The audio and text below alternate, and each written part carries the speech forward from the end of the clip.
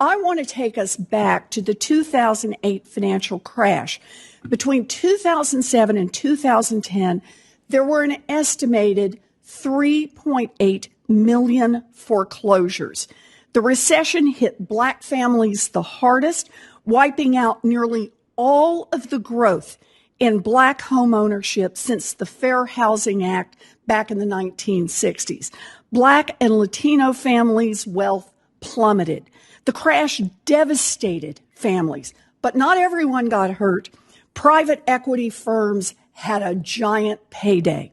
Between 2011 and 2017, large corporate investors purchased more than 200,000 homes, turning homes that had once been owned by families into poorly managed rental properties and turning private equity firms into predatory landlords. This massive transfer of wealth from families to corporations got a helping hand from the federal government. The Federal Housing Administration, FHA, started bundling distressed mortgages from different parts of the country and putting them up for auction. Ms. Gordon, say a family renting a home down the street from a foreclosed FHA property wanted to buy that property and become a homeowner. Would they have been able to do so through the program that the FHA set up to sell pools of distressed mortgages? Thank you, Senator, for that question. And the answer is no, they would not. That's not how these homes were sold. There were several different kinds of bulk sales that happened after the crisis, both by FHA and by Fannie Mae and Freddie Mac. Bulk sales of properties that had already been foreclosed on, which also were sold to investors, and bulk sales of what we call non-performing loans, which are held by somebody else, managed by somebody else, and in many cases, as you mentioned, never return to owner occupancy because they are then used for rental because it brings more of a cash flow for the investor. So here we have these homes that had been owned by families.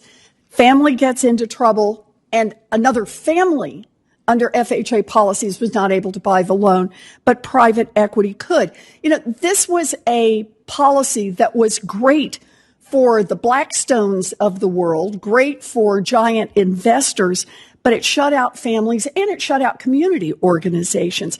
It didn't have to turn out that way. The FHA wrote the rules. So let me ask, Ms. Gordon, if confirmed, you'd be in charge of those rules. Why is it important for FHA to prioritize making distressed homes available for homeowners to purchase? The answer is because we have a shortage of homes right now for people who want to buy them, which is driving up prices and making them even less affordable. I will note that HUD has a program called Good Neighbor Next Door. And I know it might seem surprising that I'm about to bring up the police again, but this is actually a program that provides police and other first responders and teachers with discounted homes. And actually that program has languished because of some of the changes that have been made in how HUD disposes of homes. Good. So I want to see us move in this direction. If I can, I just want to focus on one program for a moment, Mr. Chair. FHA's Claims Without Conveyance of Title program. About half of all distressed properties are being sold through it. And right now, it is doing the opposite of prioritizing owner occupants. The program feels like the financial crisis response all over again. Properties are sold on private auction websites that aren't accessible to the average family, sometimes with cash-only listings. And the program bypasses existing protections that give homeowners and nonprofits a first look period for homes. So this one's simple, just a yes or no here, Ms. Gordon. If confirmed, do you commit to evaluating the Claims Without Conveyance of Title program and considering changes that facilitate sales to homeowners rather than to private equity? Yes, I do. Good. I appreciate this. Ms. Gordon, you have been a trusted housing policy leader, and you will bring significant expertise and experience to this role.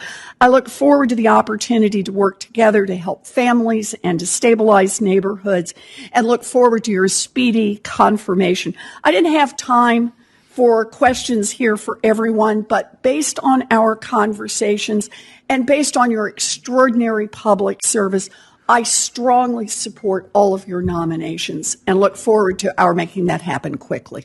Thank you, Mr. Chairman.